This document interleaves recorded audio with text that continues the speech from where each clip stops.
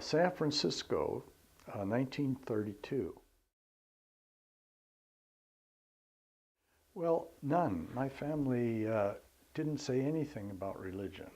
It wasn't a part of the family life or activities, and they didn't warn me about it or anything like that.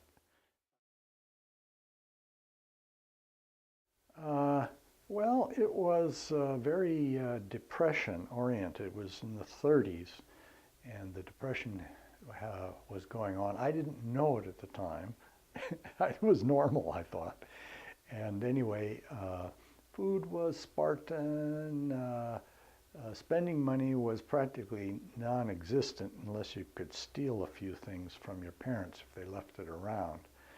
Um, in terms of family, I thought it was normal, but then it was the only one I knew. I think looking back, it was rather on the cold side, not a great deal of emotional warmth. What else? And I look back and I'm surprised how little my father had to say. Now, he was a smart guy. He was a physician surgeon, although I don't know that he did any or much real surgery. He was a general practitioner is what it came down to. And yet he never talked about it, or said what it was like very much. Mother had been a nurse, but resigned her RN degree in favor of the MRS degree. And then I thought things were swell the way they were, but then I had a brother, or I didn't have the brother, my mother had the brother, and then another brother, and well, they're fun. They live in California still, and I'm in touch with them and all. They were non-religious, non. I mean, they weren't actively non. My first lesson about church and religion came in the play group. A little Irish girl named Eileen Farley lived directly across the street on Idora Street in San Francisco. And one Sunday she came home from wherever she had been, which was Catholic Church, and looked very grave and told us that we were all going to hell, a very bad place. And so were our parents. And there didn't seem to be anything we could do about it. And that kind of amazed me. I guess I was perplexed. And I asked my parents about it, and they pretty much shrugged it off without any particular explanation other than, well, Bill, some people think that. Which I thought was a rather offhand sort of way to treat something that was of extreme importance, evidently, according to Eileen anyway. But gradually I put it away. Now the odd thing is that Eileen Farley never played with us again. And more than that, I never saw her much again, maybe once. Even though she lived directly across the street. Don't know what happened to her. I've tried to find out on the internet if anybody knows Eileen Farley from Idora Street, San Francisco. I'd dearly love to know what happened to her and wish good things for her. So that was my first.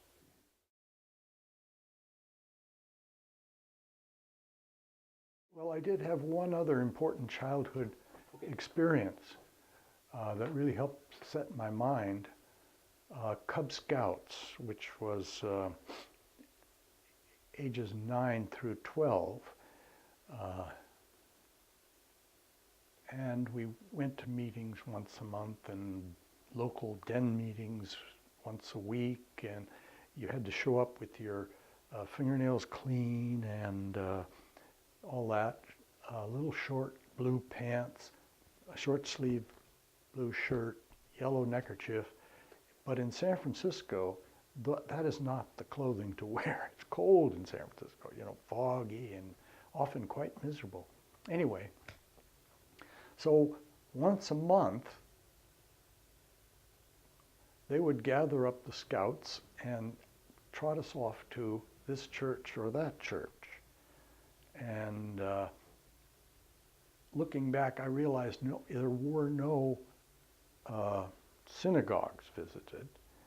I didn't notice it at the time. And of course, no Islamic whatevers, because as far as I knew, that hadn't been invented yet, Islam. Anyway, at these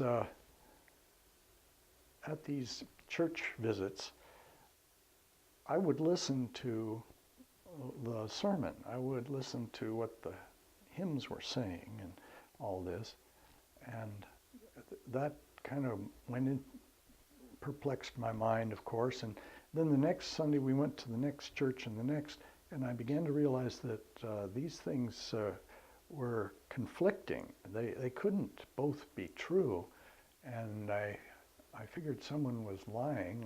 What things couldn't be true? For one, the different routes to go to heaven, how to be saved, very different, and all that. So I try to ask people about it, but nobody talked to children in any kind of intelligent way, at least me. Maybe I was too shy or something. But I couldn't get any satisfaction on it, and so it just sort of sat in my mind as a puzzlement. Oh, yes. Well, one other. My father, at one point, was urged, probably for his medical practice, to go to a church. And so we, the three of us had a little exposure. And it was all, just a mystery. There were secret rooms, the sanctuary and the this room. And you had to be, it was sacred, so, tiptoes, anyway.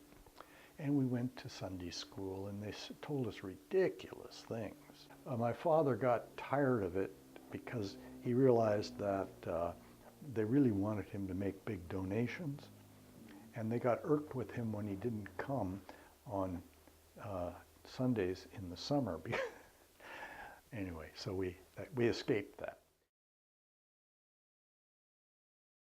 Oh, they said, that they could heal illnesses with prayer, and if you had faith in God or Jesus or somebody, that you wouldn't have these things. And I began to think, well, let's see, my father's in the doctor business, and why? Something's not right. Something doesn't gel here.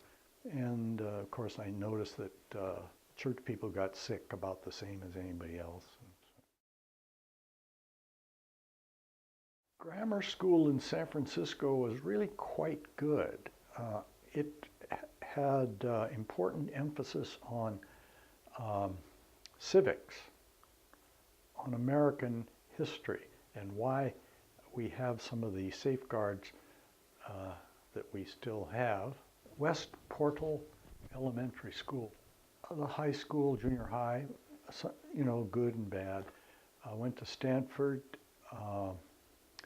where I had and pre-medical courses, good science background,